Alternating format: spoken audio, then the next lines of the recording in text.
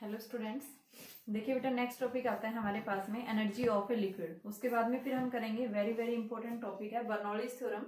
तो Bernoulli's theorem से पढ़ने से पहले हम क्या करेंगे कि आपके पास में लिक्विड के अंदर वेरियस टाइप्स की कौन कौन सी एनर्जी होती है। देखिए हम क्या बताते हैं, लिक्विड जब भी फ्लो करता है तो वहाँ पे वेरियस टाइप्स की, मान लो एक ट्यूब आपके पास में, उस ट्यूब के अंदर लिक्विड फ्लो कर रहा है, एक एंड से दूसरे एंड की तरफ फ्लो कर रहा है। तो बेटा उस ट्यूब में जब लिक्विड फ्लो करेगा एक एंड से दूसरे एंड की तरफ, तो वहां पे आप क्या बताएंगे कौन कौन सी एनर्जी है। भाई फ्लूइड फ्लो कर रहा है तो काइनेटिक एनर्जी भी है, साथ में पोटेंशियल एनर्जी भी है क्योंकि उसकी पोजीशन चेंज हो रही है। और तीसरा हम क्या बताएंगे कि क्यों हो रहा है ऐसा, कि प्रेशर, यानी कि ट्यूब के वन एंड के ऊपर जब प्रेशर एक्सर्ट हुआ है, प्रेशर लगने के कारण लिक्विड फ्लो कर रहा है वन एंड से अदर एंड की तरफ। तो यानी हम क्या बताएंगे कि ट्यूब के अंदर जब भी लिक्विड फ्लो कर रहा है तो वहां पे वेरियस टाइप्स की एनर्जी होती है। बेटा कौन कौन सी एनर्जी होती है, सबसे पहले हम बताते हैं कि 3 टाइप्स की एनर्जी होगी। First is the kinetic energy. Kinetic energy कि लिक्विड जब क्या कर रहा है, फ्लो कर रहा है, तो लिक्विड के पास में वेलोसिटी होगी, काइनेटिक एनर्जी होगी। दूसरी कौन सी होगी, पोटेंशियल एनर्जी होगी। एंड तीसरी कौन सी टाइप्स की होगी, प्रेशर एनर्जी। ठीक है, pressure energy. Third type is the pressure energy. Kinetic energy क्यों है, क्योंकि लिक्विड के मॉलिक्यूल्स के पास में क्या है बेटा, स्पीड है। स्पीड होने की वजह से क्या कर रहा है, लिक्विड फ्लो कर रहा है from one end to other end. मान लो लिक्विड है, लिक्विड के पास में मास क्या है, m है, तो वहां पे आपके पास क्या बताएंगे, लिक्विड के मॉलिक्यूल्स के पास जो काइनेटिक एनर्जी होगी वो क्या होगी, हाफ mv²। ठीक है। दूसरा पोटेंशियल एनर्जी mgs, लिक्विड के पास मास m है, ठीक है, तो उसकी पोजीशन है चेंज हो रही है फ्रॉम द ग्राउंड। और प्रेशर एनर्जी जो है वर्क क्या होता है, फोर्स इनटू डिस्प्लेसमेंट। तो यहाँ पे आपके पास में जो फोर्स आएगा वो किसके इक्वल होगा। देखो मान लो ये ट्यूब है, ट्यूब का वन एंड है बेटा, ये ट्यूब के एक एंड से दूसरे एंड की तरफ लिक्विड फ्लो कर रहे हैं। तो यहाँ से जो आपके पास वर्क डन जो हम बताते हैं किसके इक्वल होता है, फोर्स इनटू डिस्प्लेसमेंट। तो यहाँ से आपके पास में जो फोर्स आएगा वो किसके इक्वल, देखो ट्यूब के इस एंड के ऊपर क्या लगा, प्रेशर एक्सर्ट हुआ है, ठीक है, तो प्रेशर क्या होता है, फोर्स पर यूनिट एरिया। मान लो इस क्रॉस सेक्शन है, इस ट्यूब का वन एंड का क्रॉस सेक्शन एरिया क्या है, ए। तो यहाँ पे हम क्या लिखेंगे कि आपके पास में फोर्स पर यूनिट एरिया, तो फोर्स किसके इक्वल होगा, P इंटू में ए। तो यहाँ से हम क्या लिख देंगे, P इंटू में ए। और ये क्या है, डिस्प्लेसमेंट को मैंने x ले लिया। मान लो यहाँ से यहाँ तक लिक्विड जब डिस्प्लेस हुआ है, डिस्टेंस क्या लिए, x लिए। तो यहाँ से यहाँ तक इस एंड की तरफ जब लिक्विड फ्लो कर रहा है तो वहां पे वर्क डन जो है PAX, और a इंटू एक्स यानी क्रॉस सेक्शन एरिया इंटू में लेंथ क्या होता है, वेलोसिटी। तो इसको हम क्या लिख सकते हैं, P इंटू में v। तो ये वर्क डन जो हुआ है, P क्या है, यहाँ प्रेशर है, ठीक है, V क्या है, यहाँ पे वॉल्यूम है। तो वर्क जब भी क्या कब हो रहा है, जब लिक्विड क्या कर रहा है, वन एंड से अदर एंड की तरफ फ्लो कर रहा है लिक्विड, तो उस केस में आप यहाँ पे बताएंगे, मान लो स्मॉल डिस्प्लेस हो रहा है तो आप इसको dv ले लेंगे, वॉल्यूम स्मॉल dv, ठीक है। तो वर्क डन जो आएगा वो किसके इक्वल होगा, P इंटू में dv के इक्वल होगा। तो यहाँ पे जो वर्क डन हो रहा है ये किस कारण से हो रहा है, due to the pressure exert होने की वजह से, कि लिक्विड जो फ्लो कर रहा है वो किस कारण से कर रहा है, कि लिक्विड के ऊपर क्या हो रहा है बेटा, प्रेशर एक्सर्ट, पाइप के वन एंड के ऊपर प्रेशर एक्सर्ट हुआ है जिस कारण से लिक्विड फ्लो कर रहा है। और लिक्विड मौसम में होने की वजह से काइनेटिक एनर्जी होगी, साथ में उसकी पोजीशन चेंज हो रही है। तो उस केस में हम क्या बताएंगे कि एट ए हाइट के ऊपर जो है लिक्विड क्या कर रहा है, मूव कर रहा है from one end to other end. तो उस केस में हम क्या बताएंगे, क्या है ये आपके पास में पोटेंशियल एनर्जी। तो क्या याद रखेंगे, जब भी लिक्विड फ्लो कर रहा है, फ्लूइड फ्लो कर रहा है, तो वहां पे वेरियस टाइप्स की एनर्जी होगी। कौन कौन सी, first is the kinetic, second is the potential and third is the, आप क्या बताएंगे, प्रेशर एनर्जी। ठीक है बेटा। अब आता है हमारे पास में most important topic Bernoulli's theorem. तो बर्नौलीज थ्योरम करने से पहले मैंने आपको क्या बताया था कि क्या पता होना चाहिए आपको, आइडियल फ्लूइड। यहाँ जो हम फ्लूइड लेंगे कैसा लेंगे, आइडियल फ्लूइड। और कल मैंने आइडियल फ्लूइड के लिए क्या बताया था बेटा, कि आइडियल फ्लूइड कैसा होता है, जो कैसा है, इनकम्प्रेसिबल है। इनकम्प्रेसिबल मींस जिसकी डेंसिटी थ्रू आउट क्या रहती है, सेम रहती है। दूसरा हम कैसा बताते हैं, नॉन विस्कस। नॉन विस्कस का मतलब क्या है कि वहां पे फ्रिक्शनल फोर्स जो है वो कितना हो रहा है, 0 लग रहा है। थर्ड हम कैसा बताते हैं, irrotational. Irrotational means angular momentum क्या होना चाहिए, कांस्टेंट होना चाहिए, ठीक है। और लास्ट जो हम बताते हैं कि जो आइडियल फ्लूइड होता है उसके लिए सबसे नेसेसरी कंडीशन है कि यहाँ पे जो फ्लो होना चाहिए वो कैसा होना चाहिए, स्ट्रीमलाइन फ्लो होना चाहिए। स्ट्रीमलाइन का मतलब क्या है कि स्टडी फ्लो होना चाहिए, मतलब डेंस वेलोसिटी जो है वो हमेशा क्या होनी चाहिए, कांस्टेंट होना चाहिए। ऐसे नहीं कि वेलोसिटी चेंज हो जाएगी, ठीक है। तो आप क्या बताएंगे, बर्नौलीज थ्योरम किस टाइप के फ्लो के लिए वैलिड है, ये ओनली स्ट्रीमलाइन। अगर आपसे बोल दे कि अगर हमने क्या कर दिया, टर्बुलेंट फ्लो कर दिया, तो क्या बर्नौलीज थ्योरम एप्लीकेबल होगी। तो बर्नौलीज थ्योरम बेटा हम क्या बताते हैं, देखो आपके पास में जो कौन सी टाइप्स का फ्लो ले रहे हैं हम, टर्बुलेंट फ्लो। टर्बुलेंट फ्लो के अंदर हम बताते हैं कि आपके पास में जो स्पीड होगी तो देखिए बेटा अभी नेक्स्ट टॉपिक आता है बर्नौलीज थ्योरम। बर्नौलीज थ्योरम में हम क्या बताएंगे, बर्नौलीज थ्योरम क्या कहती है ये,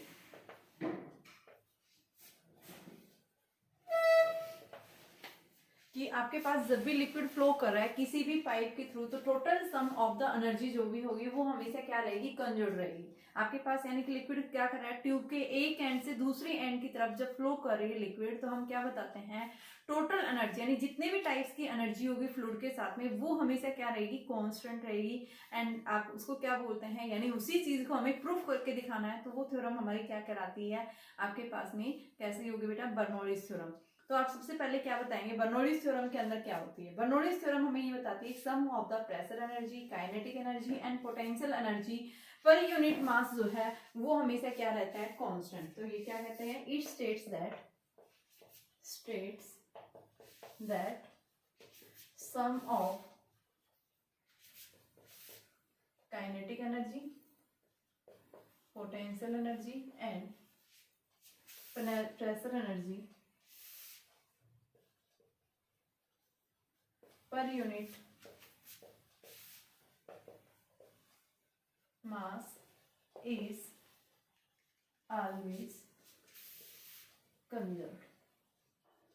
क्या रहता है, हमेशा कंजर्व रहती है। ठीक है, आपके पास में आप क्या होना चाहिए कि फ्लूइड जो होना चाहिए वो कैसा होना चाहिए, ideal, for an ideal fluid. Fluid कैसा होना चाहिए हमारे पास में, एक आइडियल फ्लूइड होना चाहिए। तो उस केस में हम क्या बताएंगे कि आपके पास में जो है क्या होगा बेटा, टोटल एनर्जी हमेशा कांस्टेंट रहेगी। यानी कि आपके पास में kinetic energy, potential energy plus में pressure energy will be constant. ठीक है, प्रेशर एनर्जी को मैं पी से डिनोट कर रही हूँ, कहीं आप दोनों को पोटेंशियल एनर्जी देख लो। तो आपके पास में kinetic energy, potential energy plus में प्रेशर एनर्जी, तीनों का सम जो है वो हमेशा क्या रहता है, कांस्टेंट रहता है। तो हम इस टाइप के फ्लो को यानी कि थ्योरम को क्या बोलते हैं, क्या है ये, बर्नौलीज थ्योरम। इस बर्नौलीज थ्योरम को हम क्या करने के लिए, प्रूफ करने के लिए बेटा, इसके लिए हम क्या दिखाएंगे, हम क्या ले रहे हैं, एक पाइप कंसिडर कर रहे हैं जिसका क्रॉस सेक्शन एरिया क्या कर रहा है, वेरी कर रहा है। एक फिक्स सरफेस हमने कंसीडर किया, यहाँ से हाइट h2 दी हुई है, यहाँ से हाइट क्या है, h1 है। एक फिक्स सरफेस है, सॉलिड सरफेस है ये। ठीक है, मान लो ग्राउंड, मान लो आप फिक्स सरफेस है। यहाँ से जब लिक्विड इस ट्यूब के, आइडियल फ्लूइड है ये, इस आइडियल फ्लूइड जब ये इस ट्यूब के थ्रू क्या कर रहा है, फ्लो कर रहा है, तो क्या होगा इसके अंदर, इस पाइप का cross section area first and का A1, वेलोसिटी फ्लूइड मूव कर रहा है V1 वेलोसिटी से, प्रेशर जो है P1, यहाँ पे प्रेशर कितना लग रहा है P2, वेलोसिटी क्या है V2 and cross section area A2।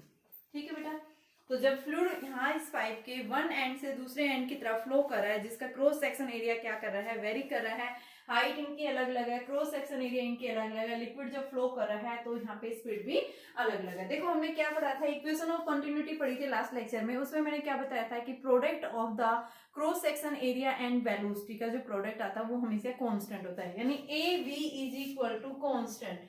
और बेटा ए वी कांस्टेंट होता है, इसका मतलब ए जो है इनवर्सली प्रोपोर्शनल है वेलोसिटी का, यानी जितना ज्यादा ट्यूब का क्रॉस सेक्शनल एरिया होगा वहां पे स्पीड क्या होगी, कम होगी, यानी लिक्विड जब फ्लो करेगा उतना ही स्लोली मूव करेगा।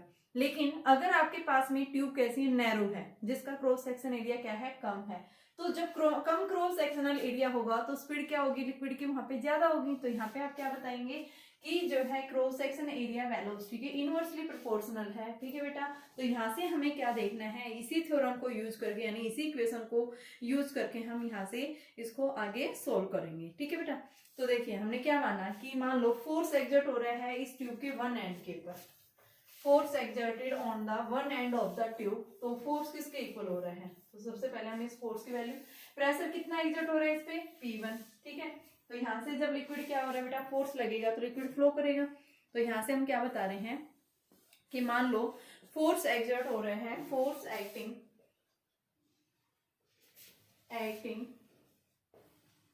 On one end of tube,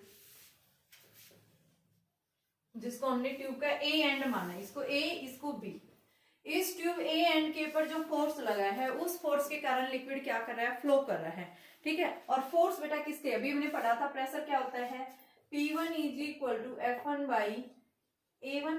तो आपके पास में F1 किसके इक्वल आएगा, P1 इंटू में A1 इतना फोर्स एक्सर्ट होगा। अब बेटा फोर्स लगेगा तो लिक्विड ए पॉइंट से कहाँ, यहाँ पे मूव करेगा। मान लो यहाँ से ए डैश पहुंच गया, तो ये यहाँ से ए से इस पॉइंट के ऊपर लगा है, यानी कि ए से ए डैश के ऊपर फोर्स लगने के कारण लिक्विड क्या कर रहा है, मूव कर रहा है। तो यहाँ पे हम क्या बताएंगे, डिस्टेंस जो कवर्ड की है कितने टाइम में, इन डेल्टा टी सेकेंड्स के अंदर। डेल्टा टी सेकेंड में जब लिक्विड ए से ए डैश की तरफ मूव कर रहा है, ट्यूब का ए एंड से ए डैश की तरफ मूव कर रहा है in time delta T seconds के अंदर, तो क्या बताएंगे, distance travel by fluid in delta T second.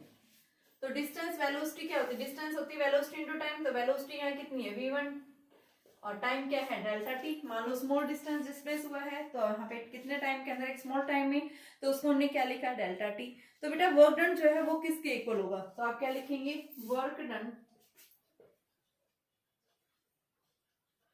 पर second at one end of tube.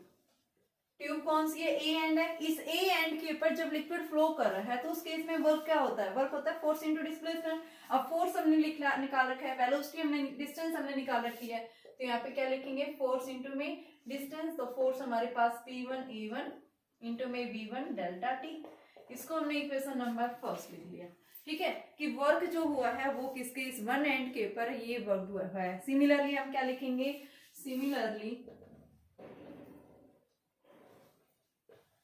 Work done per second at another end of tube B किसके इक्वल होगा, P2 A2 V2 delta T के equal. Equation second कि second end के ऊपर जो हमारे पास में वर्क डन होगा उसकी वैल्यू ये आ जाएगी। ठीक है बेटा, तो यहाँ से हमने क्या लिखा कि पर सेकंड ले रहे हैं, तो पर सेकंड यानी टाइम की वैल्यू आप नीचे ले जाएंगे तो ये आपके पास में क्या आ जाएगा, ये वैल्यू आ गई। तो वर्क डन की वैल्यू आ गई हमारे पास में।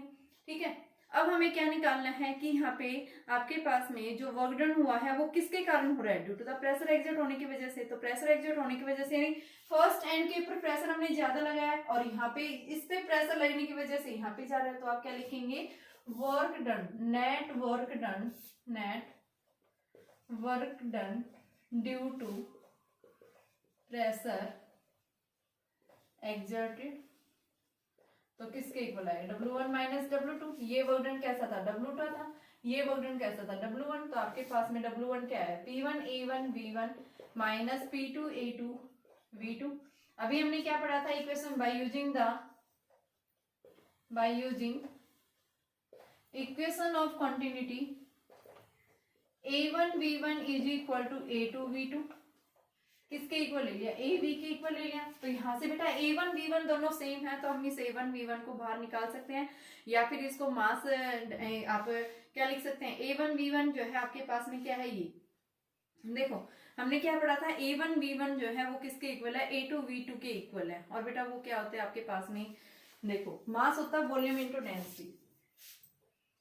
A1 V1 is equal to m by rho. कैसे लिखा मैंने, इस चीज को ध्यान से समझना। देखो बेटा आपके पास में मास होता है वॉल्यूम इंटू में डेंसिटी, और वॉल्यूम होता है A1 V1 delta T into में डेंसिटी।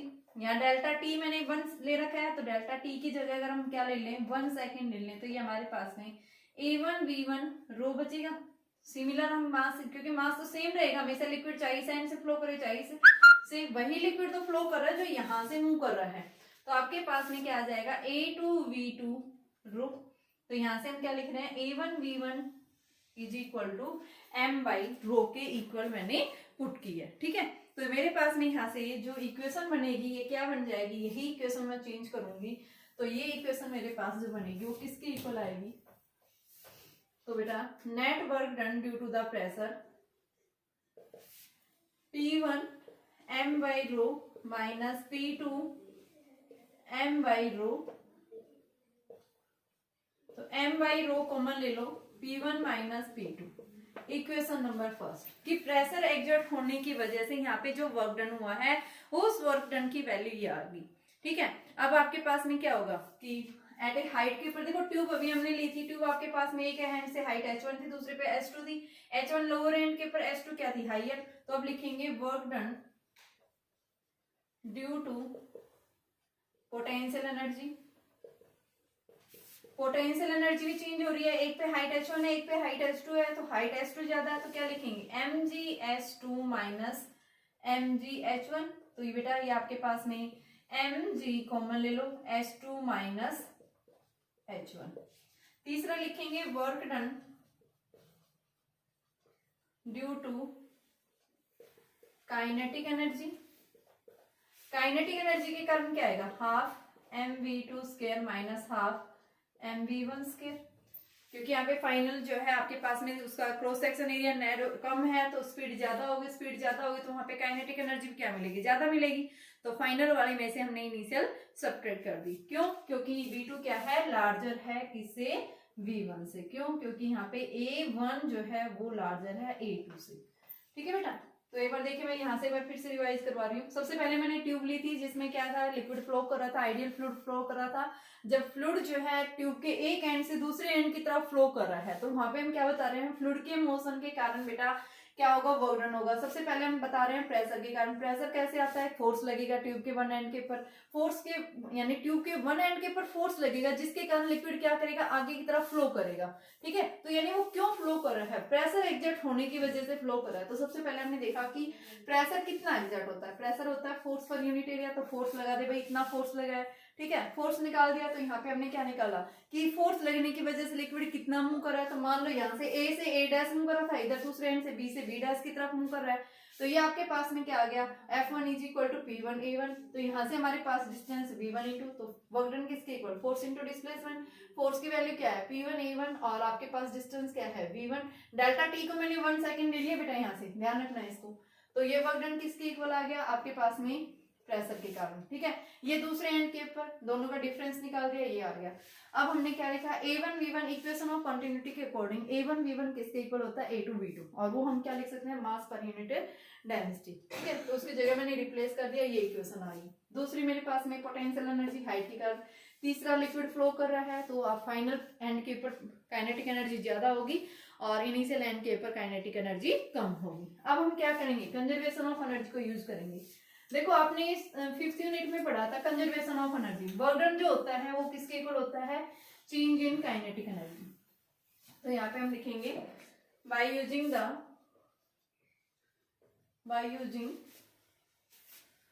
कंजर्वेशन ऑफ एनर्जी कि W जो होगा वो डेल्टा K के इक्वल होगा। वर्क डन किसके इक्वल हो रहा है, यानी किस कारण से हो रहा है, ये हम बता रहे हैं कि आपके पास में जो वर्क डन आ रहा है वो किसके इक्वल आ रहा है, कि जितना प्रेशर लगने के कारण जितना वर्क डन हुआ है वो किसके इक्वल होगा, प्रेशर एनर्जी जो आएगी वो किसके इक्वल होगा बेटा, आपके पास में काइनेटिक एनर्जी प्लस में पोटेंशियल एनर्जी का सम होगा।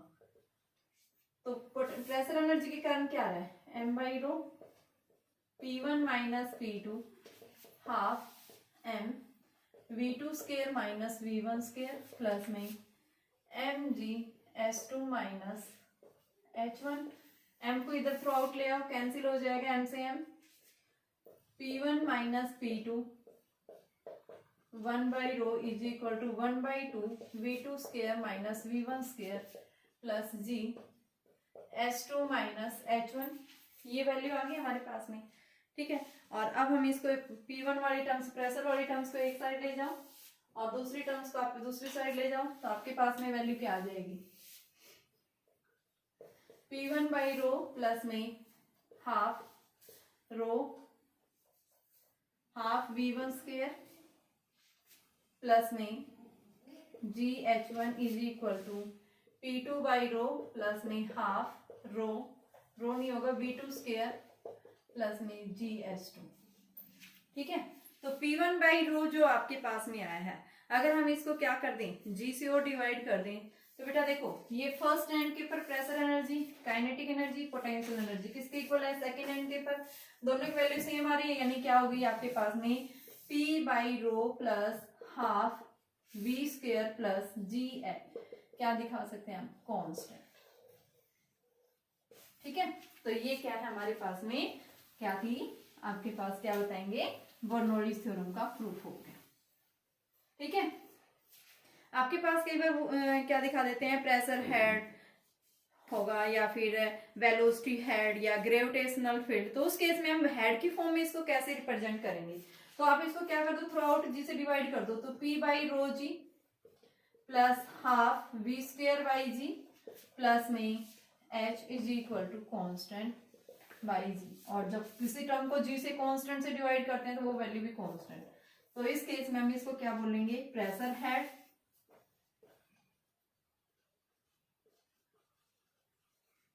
Velocity head and potential head. ये हमेशा क्या रहेगा, कांस्टेंट, कि जब भी आपके पास में स्ट्रीमलाइन फ्लो हो रहा है, एक आइडियल फ्लूइड है और उसका कैसा हो रहा है बेटा, स्ट्रीमलाइन फ्लो हो रहा है, उस केस में हम क्या बताएंगे कि total sum of the pressure head, velocity head and gravitational head जो है वो हमेशा क्या रहेगी, कांस्टेंट रहेगी। ठीक है बेटा, तो ये थी हमारे पास में बर्नौलीज थ्योरम। तो नेक्स्ट लेक्चर में मैं इसके आपको एप्लीकेशंस करवाऊंगी और साथ में आपके इनके न्यूमेरिकल्स करेंगे।